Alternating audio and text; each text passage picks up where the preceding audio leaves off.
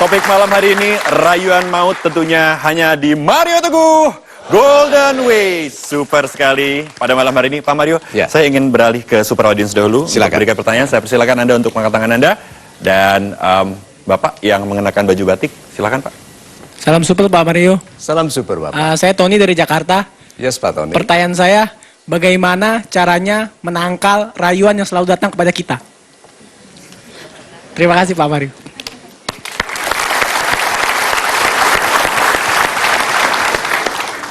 Program ini berbagi mengenai cara merayu, tetapi pada saat yang sama untuk tahu bahwa kita sedang ditargetkan untuk dirayu.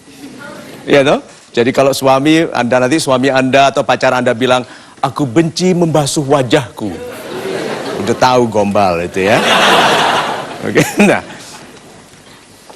Gini, ada sesuatu yang sulit dipelihara apabila orang berbohong. Yaitu konsistensi. Sulit sekali orang untuk tetap ingat semua hal yang menjadi pembentuk ceritanya. Jadi kalau ada orang yang Anda curigai suka berbohong kepada Anda, perhatikan angka yang disebutnya, tempat atau nama. Karena sulit sekali dia mengingat berapa yang angka yang disebutkannya waktu dia berdusta yang ke-14. Betul. Nah, sekali kita mendengar ketidakkonsistenan dari ceritanya, kita sudah mulai menaruh orang itu at a discount. Ada loh pembesar, bahkan raja yang kalau bicara sudah di-discount. Ya toh? Nah, jangan menjadi pribadi yang sampai di-discount. Karena kita terlepas, sengaja atau tidak, untuk penyelamatan diri atau penyelamatan citra, kita berbohong. Nah, jadi kalau kita mau selamat dari rayuan, perhatikan konsistensinya. Izinkanlah Anda tertipu pertama kali, dengan percaya dulu. Setelah tertipu, ingat-ingat. Karena memaafkan itu, memaafkan kesalahannya dalam bentuk menghapus lukanya hati, tetapi ingat pelajarannya. Jadi tidak ada memaafkan itu melupakan, itu malah salah. Itu sebabnya kita yang memaafkan dan melupakan tertipu lagi. Tetap baik sama orangnya, hapus lukanya, tapi ingat orang ini tidak bisa dekat uang. Orang ini tidak bisa dipercaya mengenai ini. Ada, memang tidak semua orang sama, tapi tidak berarti orang yang tidak jujur mengenai satu hal langsung semuanya dibuang. Ada hal-hal yang kita harus lindungi. Kalau dia memang tidak tahan lihat uang, ya dijaga, jangan lihat uang. Kasih saja uang monopoli itu. Ya, berkasih sayanglah. Tapi izinkan Anda untuk mengenali apakah orang itu konsisten atau tidak. Itu Pak. Super sekali Pak. Satu pertanyaan Pak Mario, mohon maaf. Kalau begitu apakah merayu itu sebetulnya proses memberi atau berinvestasi Pak? Oh, istri itu bukan investasi loh ya.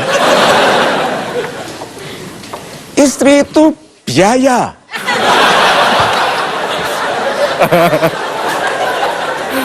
Biaya paling mahal loh. Sampai sekarang saya masih tetap keluar uang loh.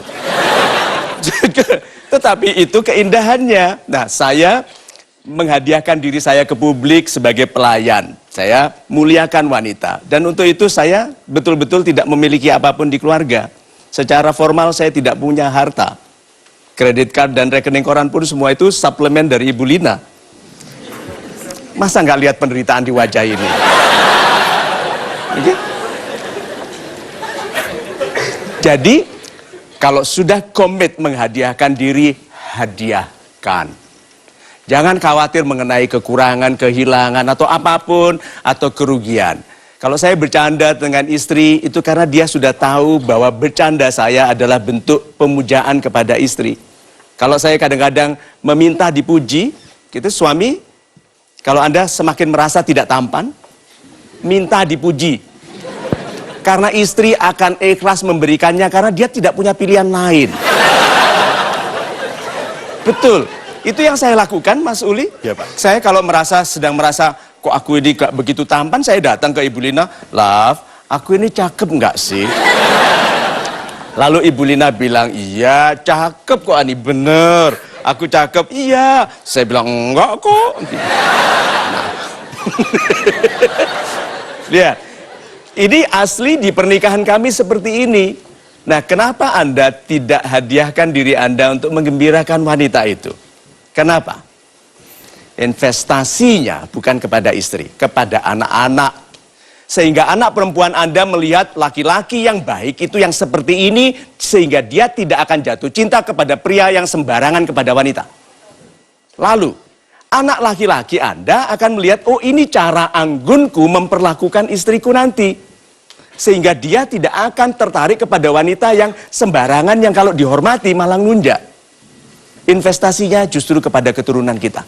Itu. Baik, terima kasih Pak Mario. Kita harus break sejenak pemirsa. Kami akan segera kembali di Mario Teguh Golden Ways. Wanita yang menderita di dalam pernikahan itu bukan karena tidak dicintai. Mereka menderita karena dicintai dengan cara yang salah.